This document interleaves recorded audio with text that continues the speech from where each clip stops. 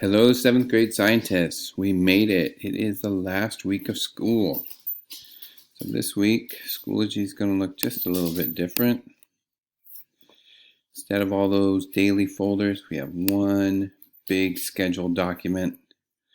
Take a look through that real quick. I'm going to make it big so it's easier to see.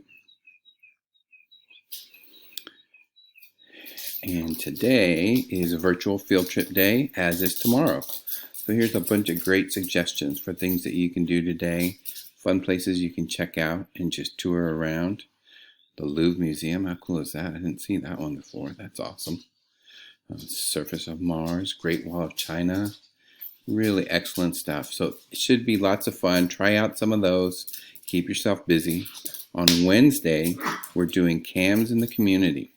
And we're trying to spread cheer and positive messages everywhere. So take a look at some of these examples. You can start a free library, make masks for healthcare workers. You can send video cards or create a card, and send it to healthcare workers. So all kinds of fun things to do. Things that represent CAMs in our community here. On Thursday, your only job is to complete an end-of-year survey, and then on Friday, it's the end-of-year reflection.